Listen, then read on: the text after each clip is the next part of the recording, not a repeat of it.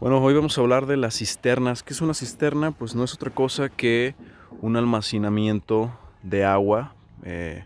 Es como una reserva por cualquier cosa. Si se va el agua, si nos la cortan, porque esté haciendo mantenimiento, cualquier motivo, bueno, y ya no contamos con el suministro temporalmente de agua, pues tenemos una cisterna. Las hay de muchas capacidades y de muchos tipos. Por ejemplo, los dos principales en los que podemos dividir las cisternas son las hechas en obra y las prefabricadas. ¿Cuáles son las hechas en obra? Pues las que se hacen con, con muros de contención, ya sea de concreto, con bloques de concreto, de jalcreto, de cualquier otro material.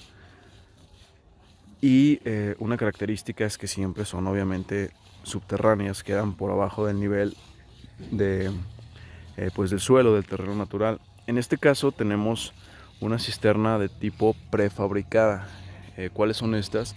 Pues básicamente son una especie de tinaco muy grande que tiene otras características. No es propiamente un tinaco, porque un tinaco eh, sirve para otra cosa. ¿Para qué sirve un tinaco? Es meramente para que el agua salga a presión por la tubería o por cualquier salida por gravedad. Es presión por gravedad, no es presión mecánica. Pues puede haber varios sistemas como bombas, presurizadores, sistemas hidroneumáticos, pero esta agua baja por gravedad.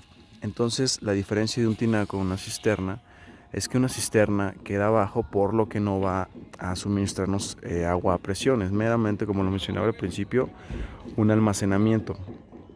Pero básicamente, pues en un principio las dos, tanto una cisterna como un tinaco, son de plástico y pues los hay de diferentes capacidades. La cisterna, en este caso que tenemos en esta casa, es de 5000 litros.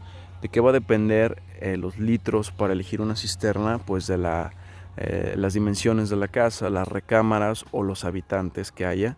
Se hacen cálculos, pero pues casi todas las marcas que nos venden estas cisternas ya tienen como unas tablas que podemos tomar para saber de cuántos litros. Entonces depende repito, de la capacidad de habitantes, va a ser la capacidad en litros de la cisterna. La que tenemos aquí es de 5000 litros, tiene una dimensión aproximada de 2 metros de diámetro por 2,30 de altura. Y esto varía mucho, depende de cada marca, pero digo, para una cisterna 5000 litros es una dimensión promedio.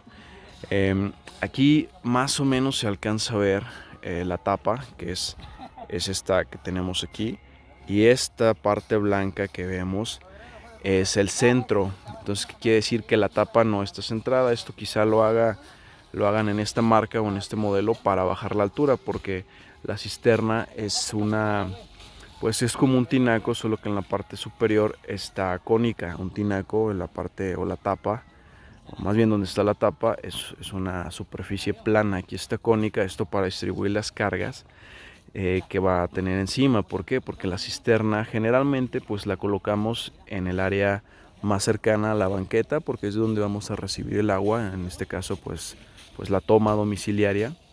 Aquí la podemos ver de este lado. Tenemos la preparación aquí para el medidor, y la toma que nos suministra el fraccionamiento está más o menos en esta zona.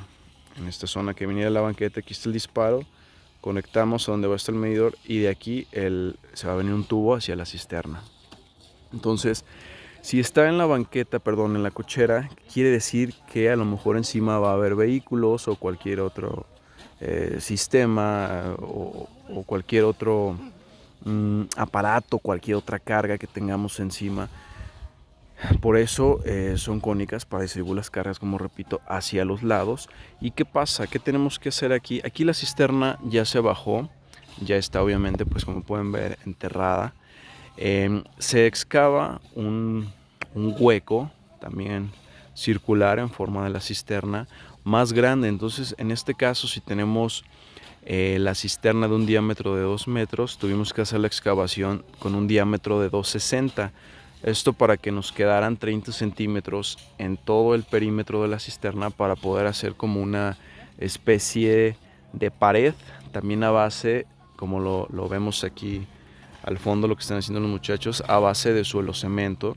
Y en la parte inferior es importante haberle colocado a la cisterna a la hora de que se bajó, de que se sentó, haberle colocado una plantilla también de concreto, esto para evitar posibles movimientos o hundimientos en la obra. ¿Qué puede pasar? Pues que a lo mejor si no está esta cama y hay algún movimiento telúrico, que pasó un camión de carga pesada por la calle o encima, cuando llega un carro, pues ¿qué pasa si llega una pick-up muy cargada y con varias toneladas?